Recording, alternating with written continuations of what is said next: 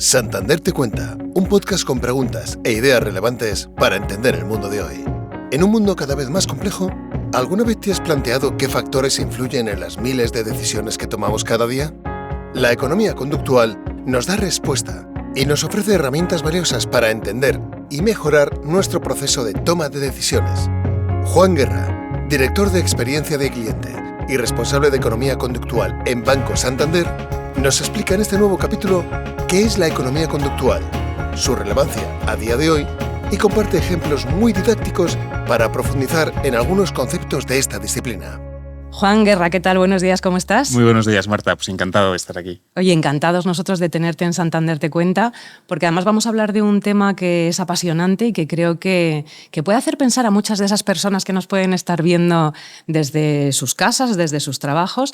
Y es que vamos a hablar contigo de economía conductual. Tú eres director de experiencia de cliente y responsable de economía conductual en Banco Santander. Queremos hablar contigo de esto, pero lo primero que queremos que nos expliques es ¿qué es un poco la economía conductual? Porque sabemos, y me parece un dato muy curioso, que ha habido premios Nobel de Economía que han hecho estudios psicológicos acerca de estas temáticas. Entonces, cuéntanos, ¿cómo se come esto? ¿Cómo nos lo puedes explicar? Sí, la economía conductual o economía del comportamiento es el estudio de los procesos de toma de decisión y cómo hay factores psicológicos, emocionales, cognitivos, culturales, sociales que nos influyen en todas estas decisiones.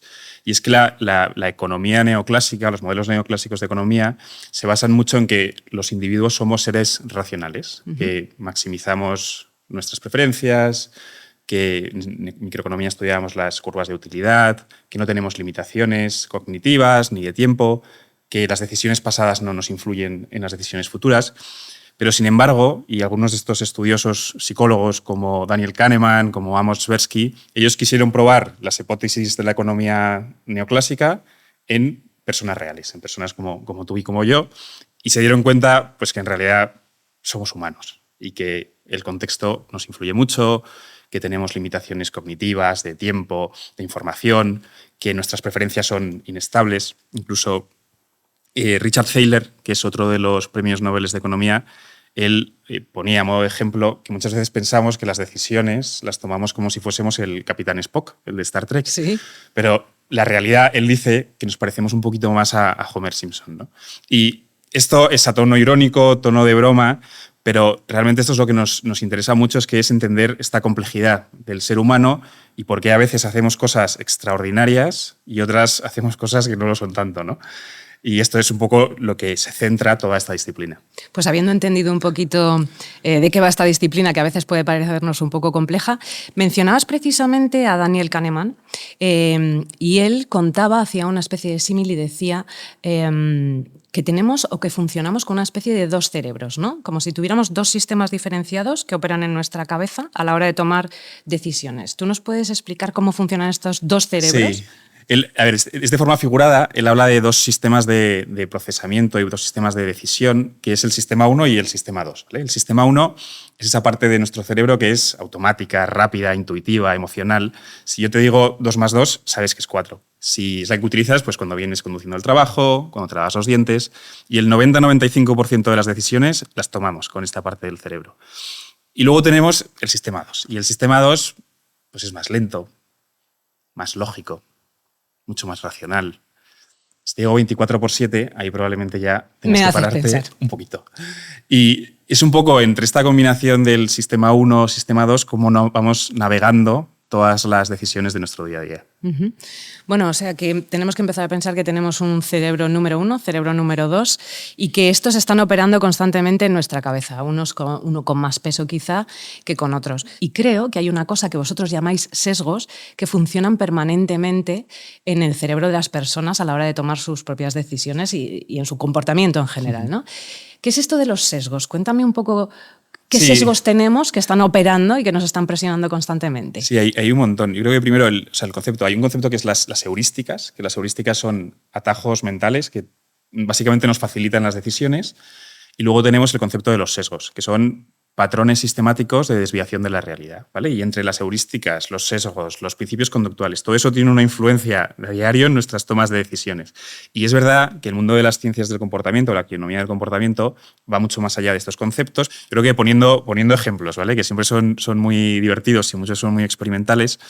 Hay uno que es el principio de reciprocidad. Si yo hago algo por ti, Marta, tú serás más propensa a hacer algo por mí. Si te invito a un café, probablemente tú me invites a uno. Si este año yo te traigo a ti un regalo por tu cumpleaños, probablemente tú también me traigas uno a mí cuando sea el mío.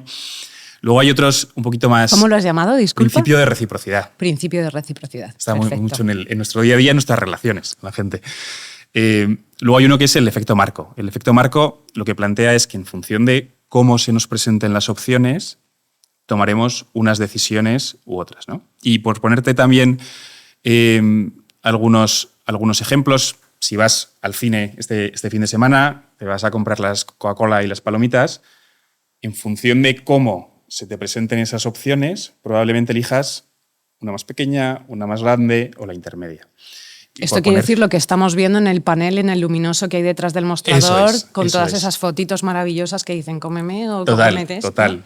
Y entonces depende de cómo sean los precios, cómo sean las imágenes, cómo se presenten, elegirás uno u otro, ¿no? O en el lineal del supermercado. En el lineal del supermercado, cuando elegimos una compañía de teléfono, el plan pues no sabemos cuántos megas queremos comprar. Y es que nuestras preferencias se construyen muchas veces en el propio momento de la decisión. Creemos que las tenemos preestablecidas, pero la realidad es que en función de cómo lo veamos, cómo se presenten los distintos estímulos, elegiremos una cosa u otra, ¿no? Y por ponerte otro ejemplo, si yo mañana me voy a comprar un yogur, y me elijo uno que pone 90% libre de grasa, diré, estupendo, o sea, viene el verano, quiero uno que sea saludable, ¿no? Pero si en vez de este 90% libre de grasa, este mismo yogur se presenta como 10% grasa, pues probablemente ni loco compre ese, ¿no? Entonces, en función de... La idea es que cómo se presenten las opciones, elegiremos unas cosas u otras.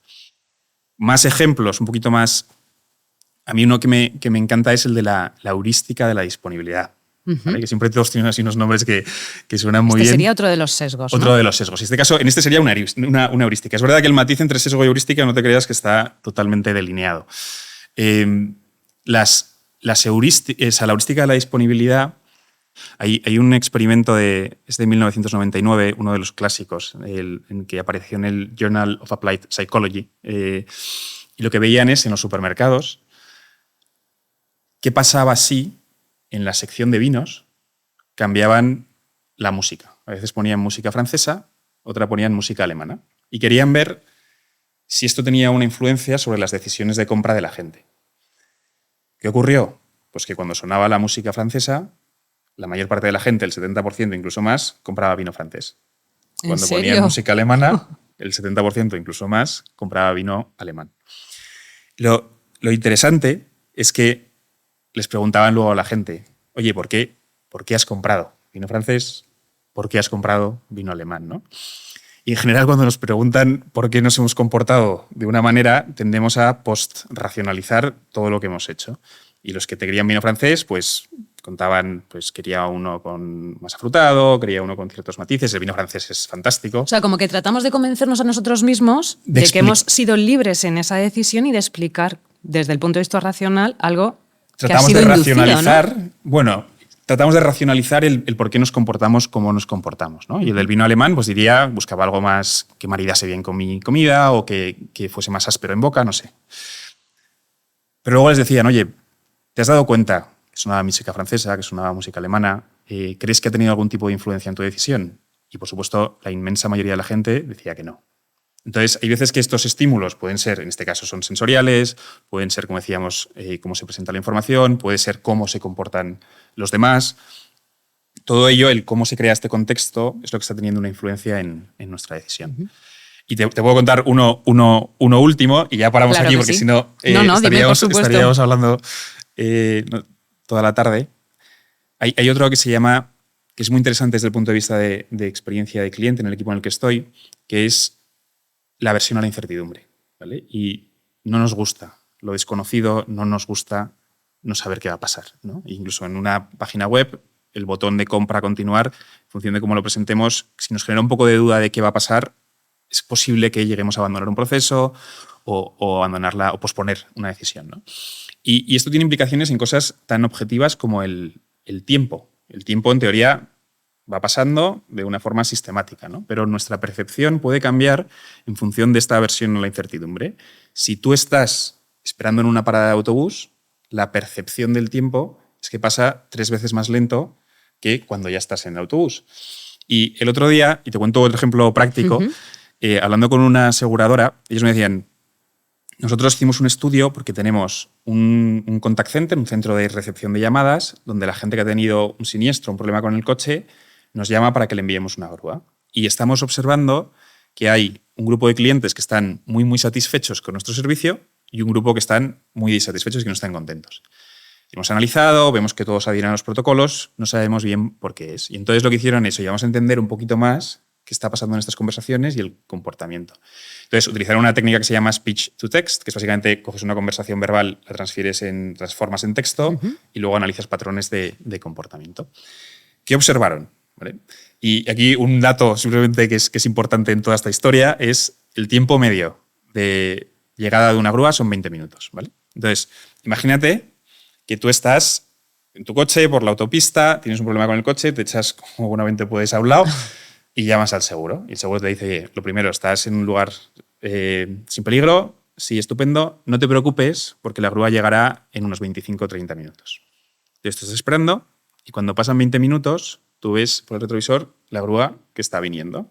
Eso, desde un punto de vista de experiencia, es una experiencia fantástica, porque tú creías que iba a llegar en 25 o 30, ha llegado 5 o 10 minutos antes y estás encantado. Ahora, misma situación, ¿vale? Tú vas conduciendo tu coche, se te estropea, te echas como buenamente puedes a un lado. Te dice, oye, no se preocupe, espero que esté en un lugar seguro, en 15 minutos llega la grúa. Y llega en 25. ¿Qué pasa a los 15 minutos? Te empiezas a poner nervioso. A los 16, a los 17, mirando el retrovisor, no viene, llamando, ¿dónde está mi grúa? Porque encima iba a llegar tarde porque pensaba que iba a llegar, y llega a los 20 minutos. La experiencia, horrorosa. Efectivamente. Desde un punto de vista objetivo o racional, las experiencias son prácticamente las mismas. Te has estropeado el coche, has llamado a la grúa, en 20 minutos ha llegado. Pero desde un punto de vista de percepción es radicalmente distinta. Totalmente. Bueno, me acabas de dar una lección, pues me he quedado anonadada y sin palabras, pero vamos a volver a retomar el tema de la economía del comportamiento aplicado a una entidad financiera, porque en Santander te tienen a ti, estás dentro de un equipo preparado para esto, para analizar toda esta disciplina y ver cómo se comporta el cliente. Entiendo que hay muchas entidades financieras que también tienen equipos ya preparados para esto, pero cuéntame cómo trabajáis y sobre todo cuéntame cómo aplicáis exactamente la economía conductual en una entidad financiera, en este caso en Banco Santander. Sí, yo creo que en general para las empresas... ¿Y de qué os sirve? Muy importante. Total. Para todas las empresas yo creo que es una oportunidad magnífica el utilizar la economía del comportamiento. En el caso concreto del sector financiero, incluso aún más, ¿no? Los productos financieros tendían a ser complejos, para una parte de la población incluso tendían a ser aburridos, ¿no? Y complejidad más aburrimiento implica mucha carga cognitiva y que seamos muy expuestos. Estamos muy expuestos a estos atajos mentales y sesgos en la toma de decisión, ¿no? Hay un estudio que se hizo en Norteamérica, yo creo que es muy relevante, que querían ver para distintas categorías a qué dedicaba más tiempo la gente. Entonces miraban cuánto tiempo dedica la gente a elegir una televisión nueva, cuánto tiempo dedica la gente a elegir el restaurante para su cumpleaños, ¿no? Pues estas dos categorías la gente dedicaba mucho más tiempo que a elegir un plan de pensiones, ¿no? Y eso es un problema. Es sorprendente. Es sorprendente, sí. Uno es una decisión para toda la vida, para el ahorro, para la jubilación. Otras, el del restaurante del cumpleaños, es una decisión para 2 horas, ¿no? Y esto es una de las complejidades que tiene y esto es una de las razones por las que tenemos que entender muy bien el comportamiento humano para ayudar a nuestros clientes a tomar mejores decisiones financieras, ¿no? Y de estos sesgos que hemos hablado hay un montón que tienen implicaciones. El sesgo del presente, ¿no? Como preferimos las gratificaciones instantáneas a un ahorro, por ejemplo, futuro. Entonces, lo que hacemos es tratar de entender eso, el comportamiento humano, para diseñar productos, diseñar servicios, diseñar experiencias que faciliten la toma de decisión de los clientes, ¿no? Y facilitar, ¿qué significa? Pues hay veces que es la simplicidad del lenguaje incluso que utilizamos, es el evitar la sobrecarga cognitiva o es simplemente que las decisiones sean sencillas para los clientes. A veces es personalizar, ¿no? Entonces, nos enfocamos en eso, en entender en profundidad a nuestros clientes para diseñar productos, servicios, experiencias, comunicaciones. Nosotros en 2021, el equipo de experiencia de cliente global, liderado por Carolina López Herrero, empezamos los primeros casos de uso y desde entonces se ha ido extendiendo. En 2022 con un equipo dedicado y ahora trabajamos con los negocios globales, pero trabajamos con recursos humanos, trabajamos con ciberseguridad, trabajamos con el área de cumplimiento. Entonces, y en todos ellos siempre con ese objetivo común de cómo conseguimos que los clientes entiendan mejor, que los clientes puedan tomar esas mejores decisiones. Bueno, y ayudar al final, efectivamente, como tú dices, en ese proceso de decisión, ¿no? Que efectivamente, exacto, cuando se trata de un banco, de una entidad financiera, muchas veces no es fácil y hay clientes tan dispares, tan distintos, que efectivamente creo que podéis ayudarles fenomenal. Pero hay otro concepto que me encanta, que me han explicado justo antes de hablar contigo, que es el de los empujoncitos. Y me encantaría que me contases qué es esto de los empujoncitos y de dónde viene esta expresión, porque creo que eso lo que hace es equilibrar un poco nuestra cabeza, ¿no? A la hora de tomar decisiones de compra o de otro tipo. Sí, está el concepto lo traía Richard Thaler, que hemos estado hablando antes del nudge, ¿no? El nudge es cualquier elemento de la arquitectura de decisión, que llamamos nosotros, que influye sobre el comportamiento, ¿vale? Y tiene que ser predecible, no puede restringir las opciones. Quien dice que tiene que ser simple, que tiene que ser barato, no puede cambiar los incentivos económicos, ¿no? Por ponerte un ejemplo... de los empujoncitos. De un empujoncito. Eso. Si queremos, por ejemplo, fomentar los hábitos saludables a la hora de comer, en el comedor, poner la fruta a la altura de la vista, eso es un empujoncito, ¿vale? Eso es un nudge. Y sabemos que va a influir en que más gente escoja fruta. Prohibir la comida basura no es un empujoncito, ¿vale? Eso estamos restringiendo las opciones de compra o las opciones de elección de un cliente. Uh-huh. Y hay algunos que son muy famosos. Hay uno que es el de Save More Tomorrow, que diseñaron Thaler junto con Shlomo Ben-Arsi, que ellos lo que querían es que el ahorro fuese lo más sencillo posible y lo menos doloroso, ¿vale? Otro de los grandes conceptos de la economía conductual es que las pérdidas nos duelen 2,5 veces más que las ganancias o el equivalente en ganancias, ¿no? Y muchas veces la gente ve el ahorro como un coste y, por tanto, en vez de como una inversión y, por tanto, nos duele, ¿no? Y es un poco contradictorio eso, ¿no? Perdóname que te interrumpa, pero que el ahorro sea doloroso. Es doloroso porque para un plan de pensiones sale de tu nómina un dinero que igual lo querías utilizar para algo y sale para algo que no lo vas a utilizar, claro, hasta dentro de 20. No hay una recompensa inmediata. Es dentro de 20, de 30 años. Uh-huh. Entonces, ellos lo que hicieron es, vale, entendemos esta problemática del comportamiento humano, entendemos el sesgo del presente, entendemos nuestras limitaciones de autocontrol como humanos. Entonces, lo que vamos a hacer es, en vez de que sea una decisión para hoy de dame dinero de tu nómina para ahorrar para el futuro, vamos a condicionarla a tus futuros aumentos de sueldo. Entonces, tú lo que firmabas hoy es, oye, cuando me incrementen el sueldo, yo destinaré un trocito a este ahorro futuro del plan de jubilación. Con este nudge consiguieron que millones y millones de americanos ahorrasen más para su plan de jubilación. Me parece que tú en tu trabajo diario no te debes aburrir mucho. Tiene pinta de ser interesantísimo. Pero para estar donde tú estás, para dedicarse a esta disciplina y a este análisis, ¿qué perfiles profesionales se necesitan? Yo no sé, bueno, entiendo que quizá estudios de psicología, pero a lo mejor no, me estoy equivocando, no lo tengo muy claro. Dinos qué hay que hacer.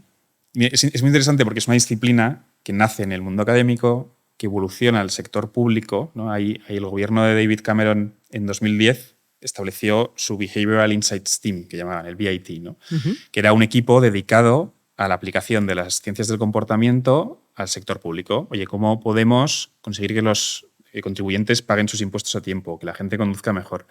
Barack Obama también creó un equipo de Behavioral Science, apoyado por Cass Sunstein y Richard Thaler.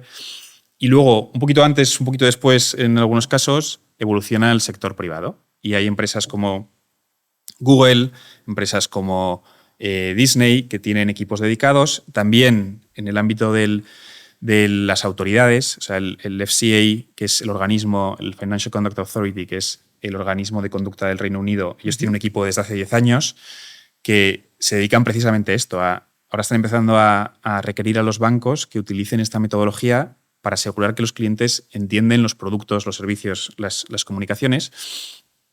Y Respecto a tu pregunta de perfiles, pero lo que te quería mostrar es que es muy variopinto. Multidisciplinar, ¿no? en distintas organizaciones y lo mismo el tipo de perfiles, ¿no? Y lo que vemos recientemente es un incremento en cuanto a la oferta académica y un incremento en cuanto a la demanda de la empresa.